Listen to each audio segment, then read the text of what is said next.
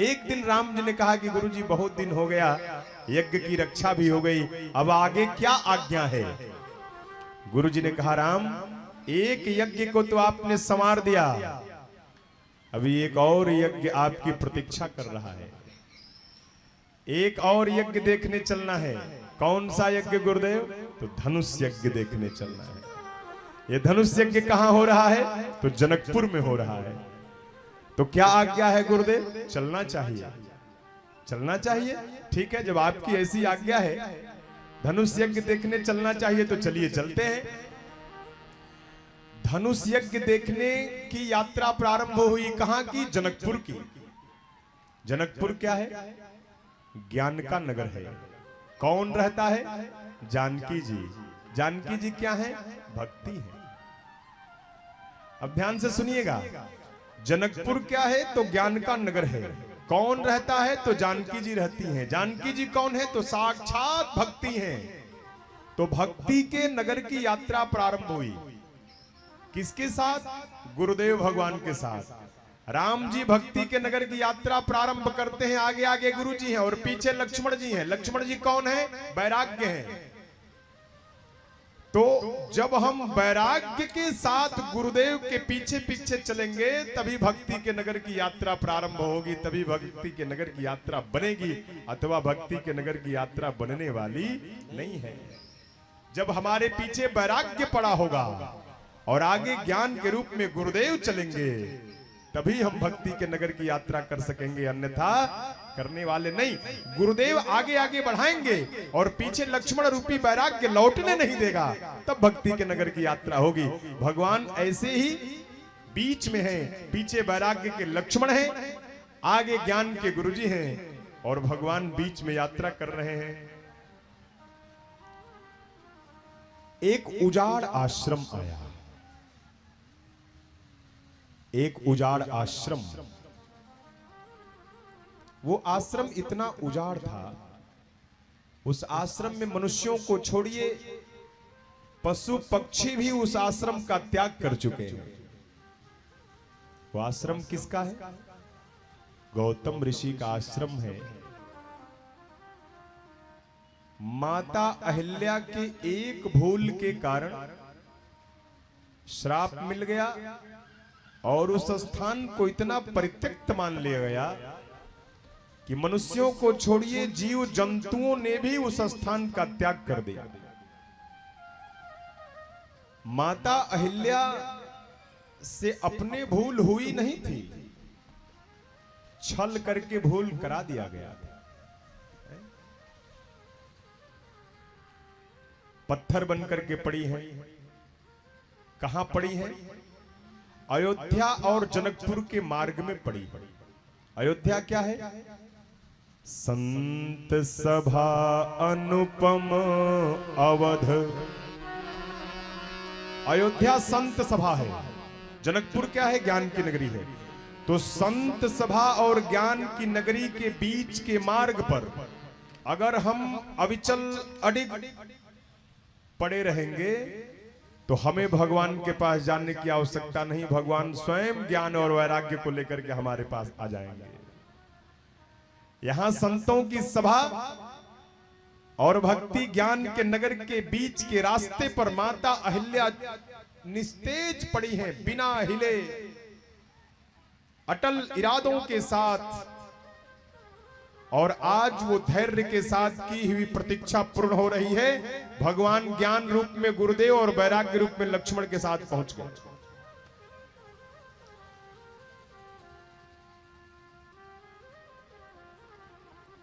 राम जी ने गुरुजी से पूछा, गुरुजी ये शिला कैसी है? अब निवेदन करूंगा आप सबसे, ये चहल पहल 10 मिनट के लिए बंद कर लीजिए। 10 मिनट जो कथा चलेगी बड़ी पावन कथा है, बड़ी दिव्य कथा है, और शांति के साथ मन वचन को एकाग्र करके 10 मिनट तक की कथा को सुनिए। दिव्य कथा है। भगवान ने कहा, गुरुदेव भगवान ये शिला कैसी है? गुरु जी ने कहा, राम इस शिला के तरफ तो कोई देखता ही नहीं है, आपने कैसे देख लिया? राम जी ने कहा कि स्वभाव के कारण गुरुजी, जिसके तरफ कोई नहीं देखता उसके तरफ मैं देखता हूं, ये मेरा स्वभाव है। क्या कहा? जिसके तरफ कोई नहीं देखता उसके तरफ मैं देखता हूं, ये मेरा स्वभाव है। इसलिए स्वभाव के कारण मैंने इस शिला को देखा। ये कैसी शिला है? गुरुजी ने कहा उद्धार करना चाहते हैं? नहीं नहीं, उद्धार करना नहीं चाहता, कर्ज चुकाना चाहता हूं। आप भी कर्ज में हैं? हाँ, मैं भी कर्ज में रहता हूं। किसके कर्ज में रहते हो? भक्तों के कर्ज में रहता हूं। अरे जिससे लेना देना है उसके कर्ज में रहता हूं। भगवान श्री कृष्ण से पूछा गया, द्रौपदी का चिर बढ़ाने के लिए आप इतनी साड़ी कहां से लाए? भगवान ने कहा कि हम कहीं से लाते नहीं हैं, एक जगह से लेते हैं, दूसरे जगह दे देते हैं। द्रौपदी की चिर को बढ़ाने के लिए साड़ी की आवश्यकता मैं जानता था कि भविष्य में पड़ेगा, इसलिए गोपियों का चिर चुरा लिया जमुना में नहाते समय और चिराकर अपने पास रखा था। जब द्रौपदी को आवश्यकता हुई तो वही चिर बढ़ा करके द्रौपदी की लाज बचा ली। एक जगह से लेता हूं, एक जगह देता हूं। भक्त का कर्ज है, चुकाता हूं। यहां किसका कर्ज है? कहा कि एक हमारे भक्त हुए प्रहलाद, जिन्होंने पत्थर से भगवान को प्रकट कर दिया। तो एक मेरा भक्त वो जिसने पत्थर से भगवान को प्रकट कर दिया। तो मेरा भक्त कैसा? जिसने पत्थर से भगवान को प्रकट कर दिया। तो जब पत्थर से भक्त भगवान को प्रकट कर सकता है तो भगवान भी तो पत्थर से एक भक्त को प्रकट कर सकता है। इसलिए ये लेना देना, ये कर्ज चुकाना चाहता हूं।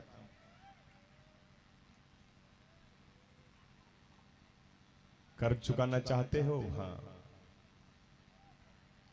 ये जानते हो कौन है? नहीं जानता हूं। पूरी कथा गुरुदेव भगवान राम जी को सुनाते हैं, लेकिन जो कथा सुनाते हैं उस कथा को रामचरितमानस जी में गोस्वामी जी ने लिखा नहीं है। तो जब लिखा नहीं है तो हम भी उस कथा को प्रणाम करेंगे। बस इतना समझिए कि अहिल्या जी की पूरी कथा गुरुजी ने सुनाई और सुना करके कही कि यही इस शिला की कथा है। लक्ष्मण जी ने कहा कि हे गुरुदेव भगवान, एक छोटी सी भूल के कारण, वो भी षड्यंत्र के चक्रव्यूह में फंसकर एक छोटी सी भूल के कारण अपने पति के दिए हुए श्राप को युगों युगों से भोगते आ रही इस शिला की व्यथा को आप कथा कह रहे हैं? ये व्यथा है कि कथा है? ये तो इस शिला की व्यथा है ना, आप इसको कथा कह रहे हैं। गुरुजी ने कहा कि लक्ष्मण है तो ये व्यथा ही, लेकिन इसको सुन कौन रहा है? तो इसको राम जी सुन रहे हैं। गुरुजी ने कहा कि लक्ष्मण, जीव की जिस व्यथा को जिस दिन सुनने के लिए भगवान तैयार हो जाते हैं वो व्यथा भी कथा बन जाती है। इसलिए मैंने कहा कि ये जीव की कथा है। जीव की व्यथा को सुनने के लिए जिस दिन भगवान तैयार हो जाए वो व्यथा भी कथा बन जाती है। इसलिए मैंने कहा कि ये कथा है। अब यहां एक दर्शन पक्ष देखा जाए, एक गूढ़ पक्ष देखा जाए। ये शिला क्या है? ये शिला जड़ता है, जड़ता ही शिला है। अहिल्या माता कौन है? बुद्धि है। गौतम ऋषि कौन है? विवेक है। और इंद्र कौन है? भोग है। शिला जड़ता है, माता अहिल्या बुद्धि है, गौतम ऋषि विवेक है और इंद्र भोग है। जब हमारी बुद्धि विवेक के जगह पर भोग को स्वीकार कर लेती है तो उसमें जड़ता आ ही जाती है। और ऐसी जड़ बुद्धि बिना भगवान के चरणों का स्पर्श किए पवित्र होने वाली नहीं है। इसलिए गुरुदेव भगवान ने कहा कि चरण कमल रज चाहती कृपा करहूं रघुवीर। हे रघुवीर कृपा करिए। और गुरुजी भगवान को कह देते हैं किसी पर कृपा करने के लिए तो भगवान ये नहीं देखते हैं कि ये कृपा करने योग्य है कि नहीं है। गुरुजी ने कह दिया तो भगवान ने कृपा की बरसात कर दी। पहले नेत्रों से कृपा किया, शिला की तरफ देखा, फिर कानों से कृपा किया, उस शिला की कथा को सुना, फिर चरणों से कृपा किया कि उस शिला को स्पर्श किया। भगवान जैसे शिला की तरफ देखने लगे तो माता अहिल्या ने मन ही मन कहा, हे प्रभु आप मेरी तरफ देखिए मत, आप मेरी तरफ देखिए मत नाथ,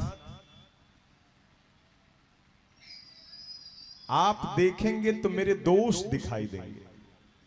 आप तो नेत्रों से मेरे ऊपर कृपा मत करिए, हाथों से भी मेरे ऊपर कृपा मत करिएगा, क्योंकि जब आप हाथ बढ़ाएंगे तो हाथों में धनुष बाण है, वो न्याय के लिए मचल जाएंगे, और जब न्याय के लिए मचल जाएंगे तो सृष्टि की व्यवस्था बाधित हो जाएगी। प्रभु हाथ से भी कृपा मत करिएगा, आप तो बस इन चरणों से ही कृपा कर दीजिए। क्यों?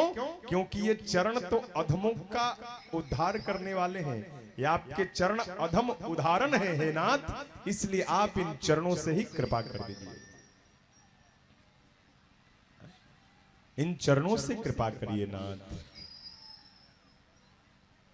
ये लालसा थी माता अहिल्या की, और भगवान को मन ही मन उन्होंने ये प्रार्थना सुनाया। भगवान ने अपना अंगुष्ठ उस शिला से स्पर्श कराया, और अंगुष्ठ के स्पर्श करते ही तप के पुंज के समान माता अहिल्या प्रकट हो गई। और मां अहिल्या प्रकट हुई तो हाथ जोड़ लिया, और हाथ जोड़ करके भगवान के चरणों में बैठ करके प्रभु का दर्शन करने लगे। शरीर पुलकित हो गया, कंठ अवरुद्ध हो गया, रोमावलियां पुलकित हो गईं, हृदय भाव में भर गया, नेत्रों में प्रेम के जल आए, और शब्द मौन हो गया, वाणी मूक हो गई, केवल नेत्र जल बरसा रहे हैं, कंठ से कुछ निकल नहीं रहा।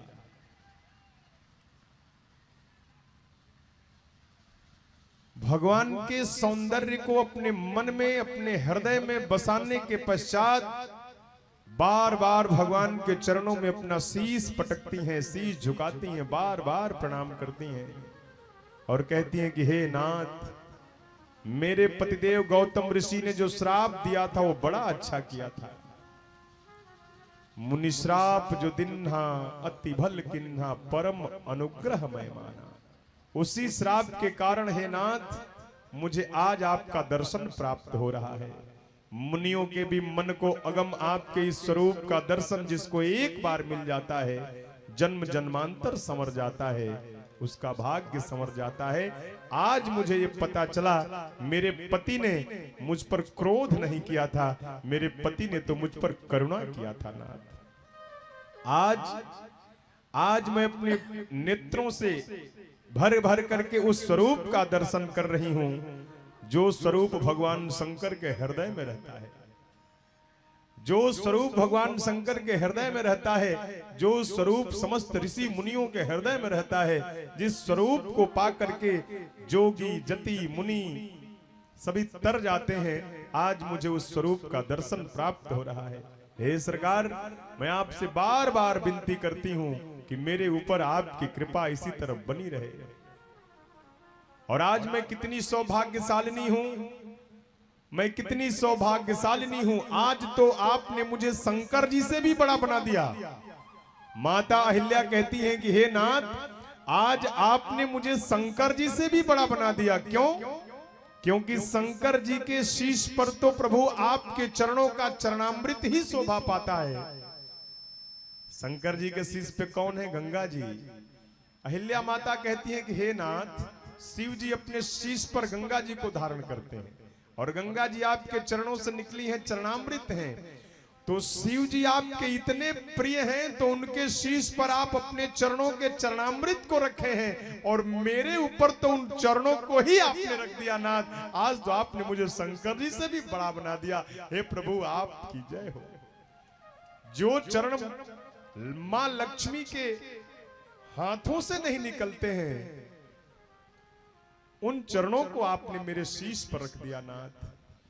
जिन चरणों को जिन चरणों का आश्रय लेकर अधमों का उद्धार हो जाता है, आज वही चरण आपने मेरे शीश पर रख करके मेरे सौभाग्य को बढ़ा दिया। बार बार स्तुति करके, बार बार विनय करके माता अहिल्या भगवान से वरदान प्राप्त करके, अपना मनवांचित वरदान प्राप्त करके अपने पति के धाम को चली गई। ऐसे तुलसीदास जी यहां बोलते हैं, यहां तुलसीदास जी कहते हैं कि ऐसे अकारण करुणा करने वाले, बिना कारण के दया करने वाले भगवान को कपट छोड़ करके, अये तुलसीदास तुम क्यों नहीं भजते हो? तुम कपट और जंजाल त्याग करके ऐसे अकारण, बिना कारण के दया करने वाले भगवान को क्यों नहीं भजते? एक बार प्रेम से बोले पूज्यपाद गोस्वामी तुलसीदास जी महाराज की जय।